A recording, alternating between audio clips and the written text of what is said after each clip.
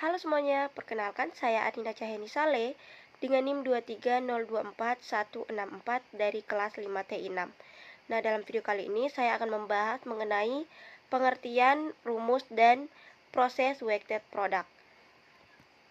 Nah, weighted product adalah salah satu metode dalam sistem pendukung keputusan atau SPK untuk menentukan alternatif terbaik dengan mengalihkan nilai setiap kriteria yang dipangkatkan dengan bobotnya. Nah, menurut Kusumadewi dan Purnomo pada tahun 2006, metode pengambilan keputusan dengan cara mengalihkan seluruh nilai atribut yang dipangkatkan oleh tiap atribut. Nah, untuk rumusnya, S sub I sama dengan perkalian dari J sama dengan 1 sampai N, X sub I, J dipangkatkan W sub J. Nah, dalam rumus ini terdapat beberapa keterangan yang dimana I sama dengan 1,2 dan seterusnya sampai M. Nah, bagian ini menunjukkan bahwa nilai S sub I dihitung untuk setiap alternatif. Huruf I adalah indeks alternatif, mulai dari alternatif pertama sampai alternatif terakhir. Sedangkan M adalah jumlah total alternatif yang sedang dievaluasi. Yang kedua, J sama dengan 1,2 dan seterusnya sampai N. Nah, huruf J merupakan indeks kriteria, yang artinya setiap alternatif dinilai berdasarkan semua kriteria, mulai dari kriteria pertama sampai kriteria Kn. N adalah jumlah total kriteria. Yang ketiga, X sub IJ merupakan nilai atau rating dari alternatif KI pada kriteria KJ. Nah, nilai ini biasanya berasal dari tabel penilaian atau data yang sudah diberikan. Yang keempat, W sub J adalah bobot untuk kriteria KJ, yang dimana bobot menunjukkan seberapa penting suatu kriteria dalam pengambilan keputusan. Nah, bobot harus memenuhi syarat. Nah, selain itu, bobot memiliki sifat sebagai berikut. Yang pertama, jika kriteria bersifat benefit atau semakin besar semakin baik, maka bobot bernilai positif. Nah, jika kriteria bersifat cost semakin kecil semakin baik, maka bobot bernilai negatif. Nah, selanjutnya ada simbol P atau produk, yang dimana simbol ini artinya perkalian berturut-turut. Nah, rumus ini yang berarti bahwa untuk setiap alternatif semua nilai kriterianya dikalikan dan setiap nilai tersebut dipangkatkan dengan bobotnya. Hasil perkalian tersebut menghasilkan S sub I, yaitu nilai preferensi untuk alternatif ke I sebelum dinormalisasi. Selanjutnya ada preferensi tiap alternatif. Pada slide ini rumusnya V sub I sama dengan perkalian dari J sama dengan 1 sampai N, X sub I J pangkat W sub J dibagi perkalian dari J sama dengan 1 sampai N, X J bintang pangkat W sub J. Nah, dengan keterangannya, V sub I adalah nilai preferensi akhir untuk alternatif ke I. Nilai ini digunakan untuk menentukan alternatif terbaik, di mana alternatif dengan nilai V sub I paling tinggi merupakan pilihan yang paling optimal. Kemudian ada simbol P. Simbol ini menunjukkan bahwa perhitungan dilakukan dengan perkalian berturut-turut untuk semua kriteria mulai dari J sama dengan 1 sampai J sama dengan N. Lalu ada X sub IJ merupakan nilai alternatif ke I pada kriteria ke J. Ini adalah data asli dari tabel penilaian. Selanjutnya, W sub J adalah bobot dari kriteria ke J, yang dimana bobot menunjukkan tingkat kepentingan suatu kriteria dalam pengambilan keputusan. Nah, sifat bobot memiliki 3. Bobot positif digunakan untuk kriteria benefit, bobot negatif digunakan untuk kriteria cost, dan total bobot harus memenuhi jumlah seluruh W sub J sama dengan 1. Lalu yang kelima, perkalian dari J sama dengan 1 sampai N X J bintang pangkat W sub J. Nah, yang ini adalah nilai pembanding untuk kriteria ke J.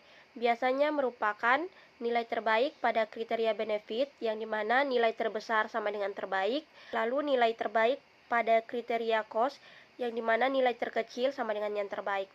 Nah, ini digunakan untuk menormalkan atau membandingkan nilai setiap alternatif agar lebih terukur. Lalu pada bagian atas dan bawah rumus, nah pada bagian bawah ini adalah nilai WP untuk alternatif pembanding terbaik. Dengan membagi SI dengan nilai pembanding ini, diperoleh nilai VI yang sudah dinormalisasi. Untuk bagian atasnya, ini adalah nilai WP untuk setiap alternatif nilai SI. Lalu yang ketujuh ada I sama dengan 1,2,3 dan seterusnya. Ini menunjukkan bahwa nilai V sub I dihitung untuk semua alternatif mulai dari alternatif pertama hingga terakhir. Nah, pada intinya rumus VI digunakan untuk menormalisasi nilai SI, membandingkan setiap alternatif terhadap alternatif yang nilai kriterianya terbaik, menentukan alternatif terbaik dengan memilih nilai V terbesar. Selanjutnya kita masuk pada slide ini, yang dimana proses weighted product atau WP. Yang pertama kita akan menentukan kriteria dan bobot. Di sini kita akan tentukan kriteria yang digunakan dalam pengambilan keputusan. Yang kedua, kita akan memberikan bobot awal, misalnya skala 1 sampai 5. Lalu kita akan menentukan apakah kriteria termasuk benefit atau cost. Yang kedua, kita akan menormalisasi bobot. Yang pertama, semua bobot akan dijumlahkan. Yang kedua, lalu bobot dinormalisasi. W sub J sama dengan bobot sub J atau total bobot. Nah, jika kriteria benefit sama dengan WJ positif, jika kriteria cost sama dengan WJ negatif. Yang ketiga, kita akan menghitung nilai vektor S atau SI. Nah, kita akan menggunakan rumus yang artinya setiap nilai alternatif dipangkatkan bobotnya lalu dikalikan semuanya. Kemudian kita akan menghitung nilai preferensi F sub I, yang kita akan menggunakan rumus yang ada pada slide tadi.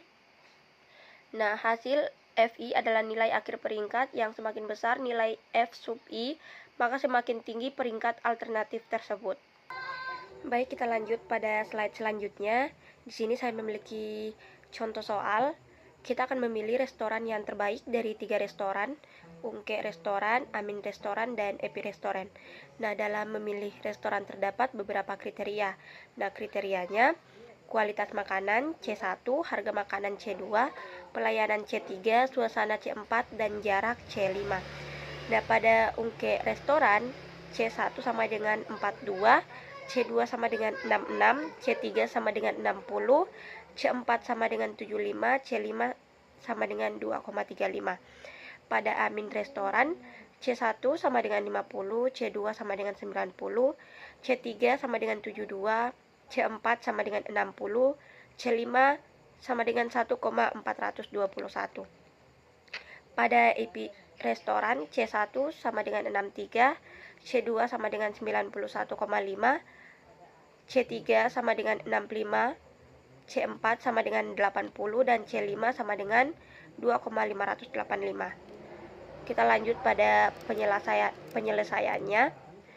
Di sini saya akan mulai dari data kriteria. Nah, kriteria yang digunakan ada 5. Kualitas makanan sebagai C1, harga C2, pelayanan C3, suasana C4, dan jarak C5. Nilai tiap restoran pada masing-masing kriteria adalah sudah saya baca sebelumnya. Nah, tipe kriteria dan bobot. Kriteria dikategorikan C1, C3, C4 sebagai benefit, C2 dan C5 sebagai cost. Untuk contoh ini, bobot yang digunakan atau asumsi adalah W1 sama dengan 30, W2 sama dengan 20, W3 sama dengan 20, W4 sama dengan 15, W5 sama dengan 15, lalu dinormalisasi menjadi W1 sama dengan 0,30, W2 sama dengan 0,20, W3 sama dengan 0,20, W4 sama dengan 0,15, W5 sama dengan 0,15. Karena C2 dan C5 cost, bobotnya dipakai negatif saat perhitungan.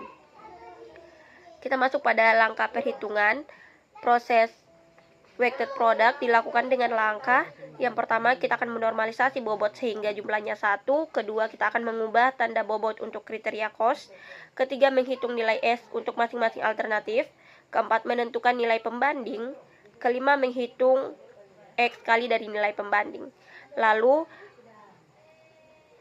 V sub I sama dengan S sub I bagi S kali untuk mendapatkan nilai preferensi. Nah, dari hasil perhitungan, setelah perhitungan diperoleh nilai S dan V sebagai berikut. Nah, dari hasil perhitungannya, untuk ungkit restoran, nilai S adalah 5,062 dan nilai V-nya adalah 0,784. Pada Amin Restoran, nilai S adalah 5,422 dan nilai V-nya adalah 0,840. Pada Epi Restoran, nilai S adalah 5,416 dan nilai V-nya adalah 0,839. Nah, perlu dicatat bahwa hasil weighted product sangat dipengaruhi oleh bobot. Jika preferensi kita berubah, misalnya harga lebih penting, ranking bisa berubah. Sekian dari saya. Terima kasih.